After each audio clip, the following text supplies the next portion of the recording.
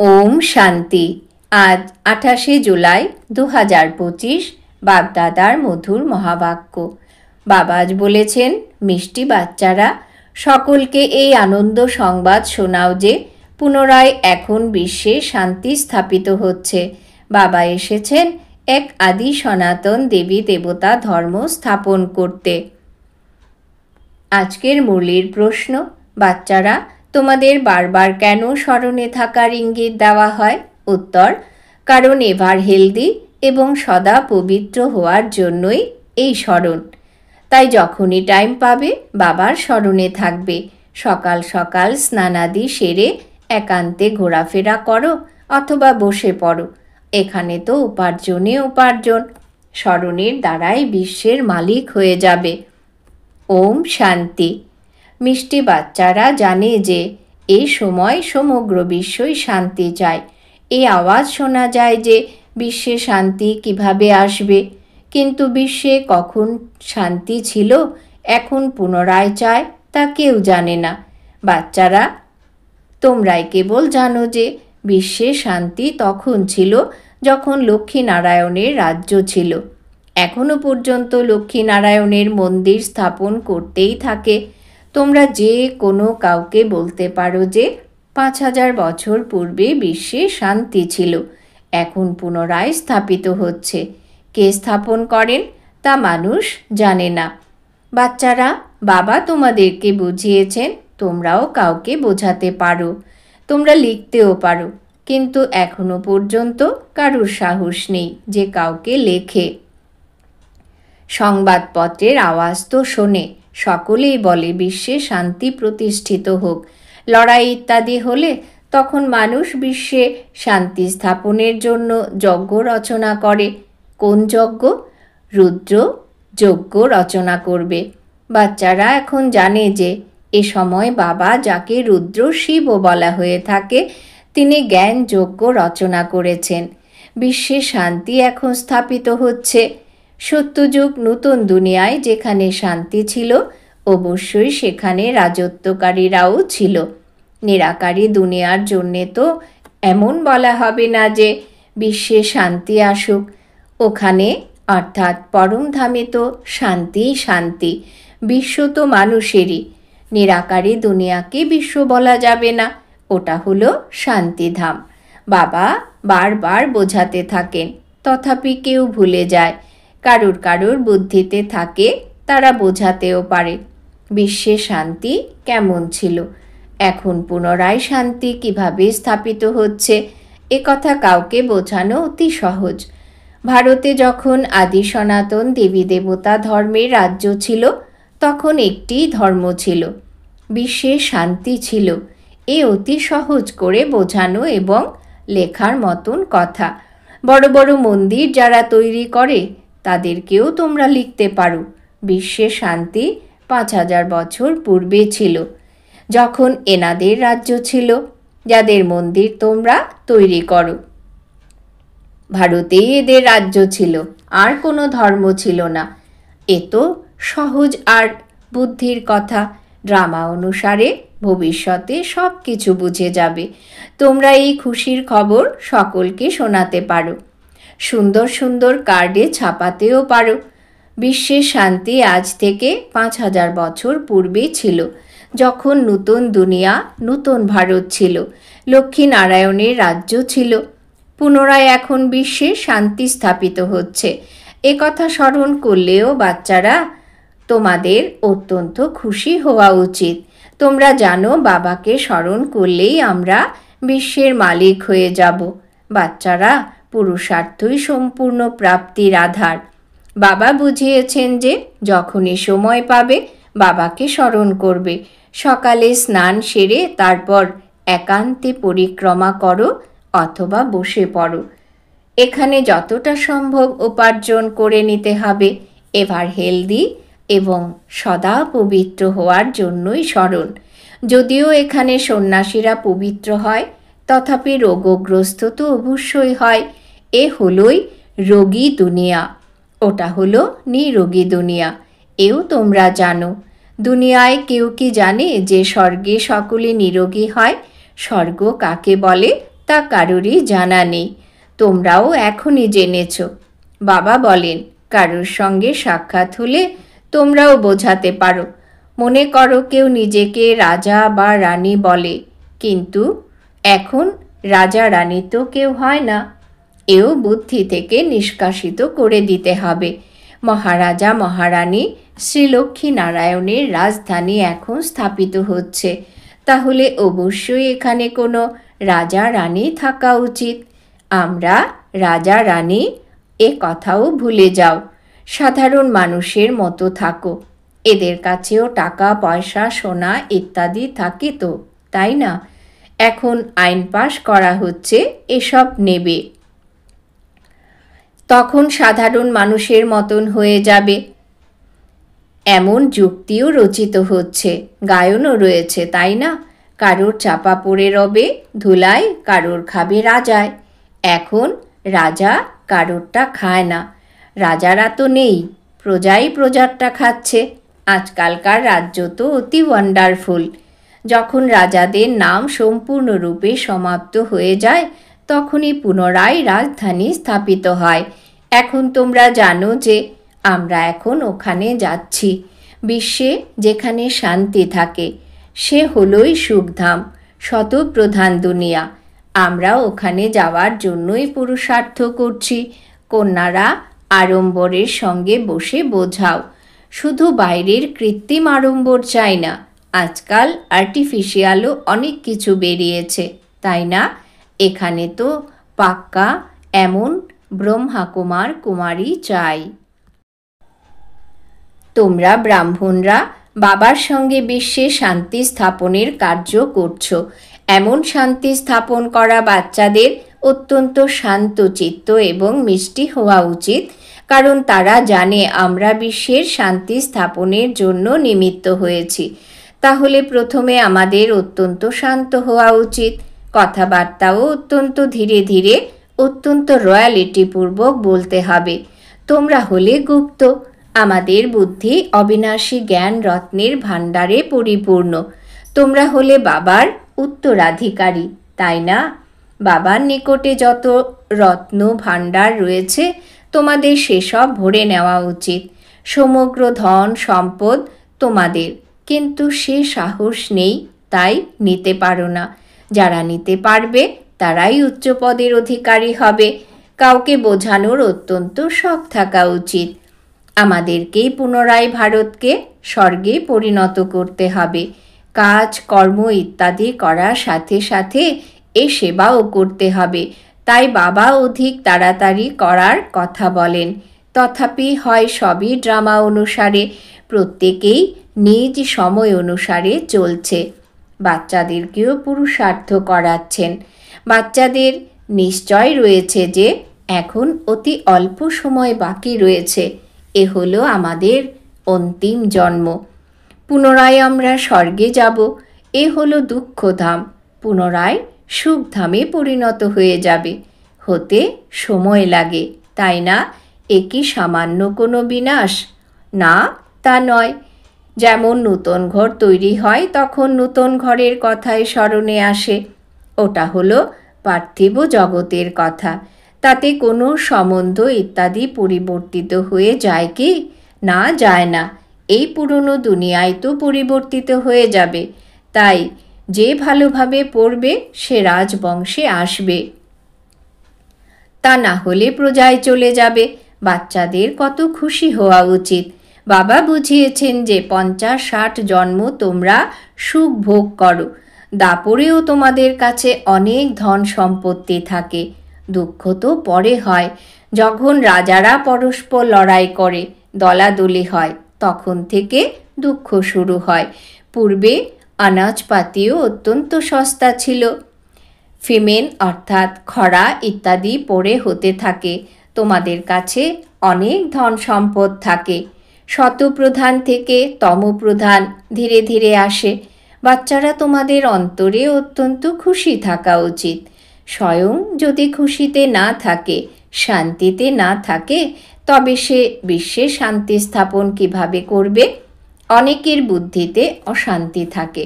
বাবা আসেনি শান্তির বরদান দিতে। তিনি বলেন, আমাকে স্মরণ করো, তাহলে তমপ্রধান হওয়ার কারণে যে আত্মা অশান্ত হয়ে পড়েছে সে স্মরণের দ্বারাই শতপ্রধান শান্ত হয়ে যাবে। কিন্তু বাচ্চাদের থেকে স্মরণের পরিশ্রম পৌঁছায় না।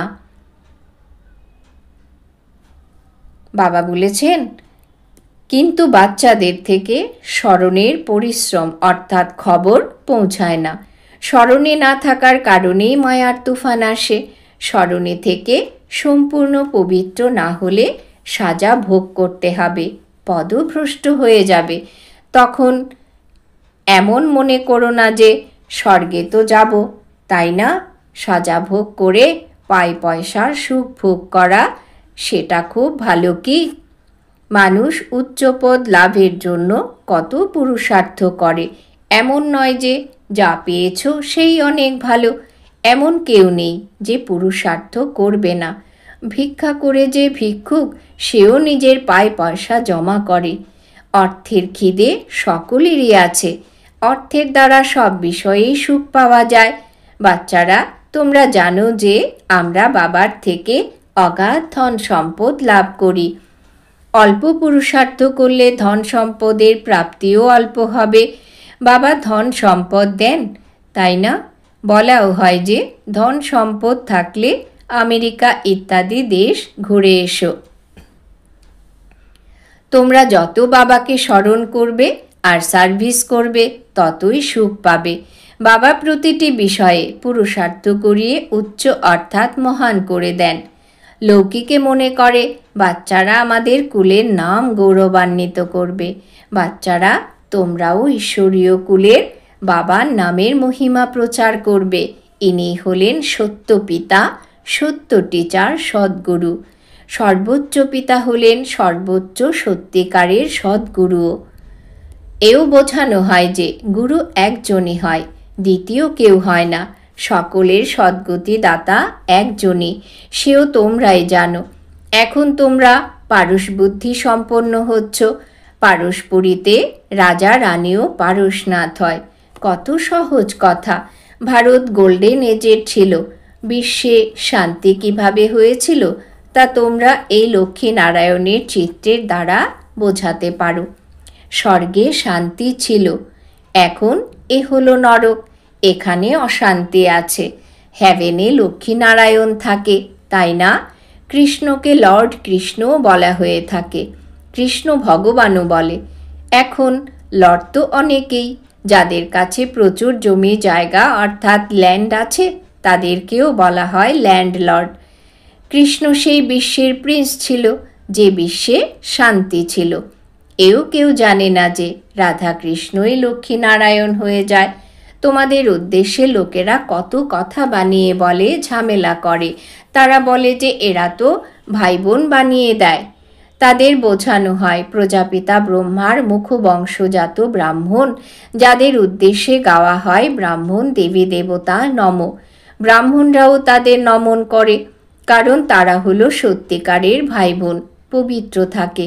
তবে কেন পবিত্রদের সম্মান করবে না? কন্যা পবিত্র হলে তাও পায়ে পড়ে। বাইরে থেকে ভিজিটররা এলে তারাও কন্যাদের নমন করে। এ সময় কন্যাদের এত সম্মান কেন? কারণ তোমরা হলে ব্রহ্মা কুমার কুমারী, তাই না? মেজরিটি হলো তোমাদের কন্যাদের। শিব শক্তি পাণ্ডব সেনার গায়নও রয়েছে, এর মধ্যে পুরুষও আছে, কিন্তু মেজরিটি মাতাদের রয়েছে, তাই গায়ন করা হয়। তাই যারা ভালোভাবে পড়ে তারা উচ্চ হয়ে উচ্চ পদমর্যাদার হয়ে যায়। এখন তোমরা সমগ্র ওয়ার্ল্ডের হিস্ট্রি জিওগ্রাফি জেনে গেছো। চক্রের মাধ্যমেও বোঝানো অতি সহজ। ভারত পারসপুরী ছিল, এখন প্রস্তরপুরী। তাহলে সকলের প্রস্তরনাথ হয়ে গেল, তাই না? বাচ্চারা, তোমরা এই 84 চক্রকেও জানো। এখন ঘরে ফিরে যেতে হবে, তাই বাবাকে স্মরণ করতে হবে, যার ফলে পাপ কেটে যায়। কিন্তু বাচ্চাদের থেকে স্মরণের পরিশ্রম পৌঁছায় না, কারণ অলসতা। সকালে ওঠে না, আর যদি ওঠেও তাতে আনন্দ উপভোগ করে না, নিদ্রাচ্ছন্ন হয়ে পড়ে, শুয়ে পড়ে, আশাহত হয়ে যায়। বাবা বলেন, বাচ্চারা, এ তো যুদ্ধক্ষেত্র, তাই না? এতে আশাহত হওয়া উচিত নয়। স্মরণের শক্তির মাধ্যমেই মায়ার উপর বিজয় লাভ করতে হবে। এখানে পরিশ্রম করা উচিত। অনেক ভালো ভালো বাচ্চা আছে যারা যথার্থ রীতিতে স্মরণ করে না। চার্ট রাখলে লাভ ক্ষতি জানা যায়। বলা হয়, চার্ট আমার স্থিতির ওপর চমৎকার কাজ করছে। এমন কোনো বিরলই রয়েছে যে চার্ট রাখে, এও অতি পরিশ্রমের। বহু সেন্টারে মিথ্যাবাদীরা অর্থাৎ ছল চাতুরে লোকেরাও গিয়ে বসে পড়ে, বিকর্ম করতে থাকে। বাবার ডাইরেকশনকে গুরুত্ব না দিয়ে অনেক লোকসান করে দেয়। বাচ্চারা কি জানে যে নিরাকার বলে না সাকার? না, জানে না। বাচ্চাদের বারবার বোঝানো হয় যে সর্বদা মনে করবে যে শিব বাবা ডাইরেকশন দেন, তাহলে তোমাদের বুদ্ধি ওখানেই ব্যস্ত থাকবে। আজকাল যখন বাগদান হয় তখন ছবি দেখানো হয়, সংবাদপত্রেও দেয় যে এর জন্য এমন এমন ভালো ঘর চাই। দুনিয়ার কি হাল হয়ে গেছে, আর কি হওয়ার কথা। বাচ্চারা, তোমরা জানো যে এখন অনেক মতান্তর রয়েছে। তোমাদের ব্রাহ্মণদের হলো একমত, বিশ্বে শান্তি প্রতিষ্ঠা করার মত। তোমরা শ্রীমতের মাধ্যমে বিশ্বে শান্তি প্রতিষ্ঠা করো, তাই বাচ্চাদেরকেও শান্তিতে থাকতে হবে। যে করবে সেই পাবে, তা না হলে ক্ষতি হয়ে যাবে, জন্ম জন্মান্তরের ক্ষতি। বাচ্চাদের বলেন, নিজেদের লাভ ক্ষতি দেখো, চার্ট দেখো, আমরা কাউকে দুঃখ দিইনি তো। বাবা বলেন, এখন তোমাদের এক একটি সেকেন্ড অতি মূল্যবান।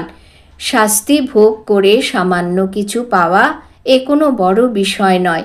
তোমরা তো অতি ধনশালী হতে চাও, তাই না? প্রথম প্রথম যারা পূজ্য ছিল তারাই পূজারী হবে, এত ধন সম্পদ হবে। সোমনাথ মন্দির তৈরি করবে, তবে তো পূজা করবে, সেই হিসেবও রয়েছে। পুনরায় বাচ্চাদের বোঝান, চার্ট রাখলে অনেক লাভ হবে, নোট করা উচিত। সকলকে সমাচার দিতে থাকো, চুপ করে বসে থেকো না। ট্রেনেও তোমরা বুঝিয়ে লিটারেচার দিয়ে দাও, বলো এ হলো কোটি টাকার সম্পত্তি। যখন ভারতে লক্ষ্মীনারায়ণের রাজ্য ছিল তখন বিশ্বে শান্তি ছিল। এখন বাবা পুনরায় এসেছেন রাজধানী স্থাপন করতে। তোমরা বাবাকে স্মরণ করো, তবেই বিকর্ম বিনাশ হবে এবং বিশ্বে শান্তি আসবে। আচ্ছা, মিষ্টি মিষ্টি হারানিধি বাচ্চাদের প্রতি মাতা পিতা বাপদাদার স্মরণের স্নেহ সুমন আর সুপ্রভাত। আত্মাদের পিতা তার আত্মারূপী বাচ্চাদেরকে জানাচ্ছেন নমস্কার। আমরা আত্মারূপী বাচ্চারা আমাদের মাতা পিতা বাপদাদাকে জানাই অনেক অনেক স্মরণের স্নেহ সুমন, সুপ্রভাত, নমস্কার। ধারণার জন্যে মুখ্য সার: 1. আমরা বিশ্বে শান্তি স্থাপনের নিমিত্ত ব্রাহ্মণ। আমাদের অত্যন্ত শান্তচিত্ত হয়ে থাকতে হবে, অত্যন্ত ধীরে বা রয়্যালিটিপূর্বক বার্তালাপ করতে হবে। 2. অলসতা পরিত্যাগ করে স্মরণের পরিশ্রম করতে হবে, কখনো আশাহত হবে না। বরদান: বাবা আজ বরদান দিয়েছেন, বিপরীত পরিস্থিতিতে ঘাবড়ে যাওয়ার পরিবর্তে ফুল স্টপ দিয়ে ফুল পাস হওয়া সফলতা মূর্তি ভব। ব্যাখ্যা: যখন কোনো প্রকারের পরিস্থিতি আসে তখন ঘাবড়ে যাবে না, কোয়েশ্চেন মার্ক নিয়ে আসবে না, এটা কেন এলো, এসব চিন্তা করে টাইম ওয়েস্ট করবে না। কোয়েশ্চেন মার্ক সমাপ্ত আর ফুল স্টপ। তখন ক্লাস চেঞ্জ হবে আর পরিস্থিতিরূপী পরীক্ষাতে পাস হতে পারবে। যারা ফুল স্টপ দেবে তারাই ফুল পাস হবে, কেননা ফুল স্টপ হলো বিন্দুর স্টেজ। দেখেও দেখবে না, শুনেও শুনবে না।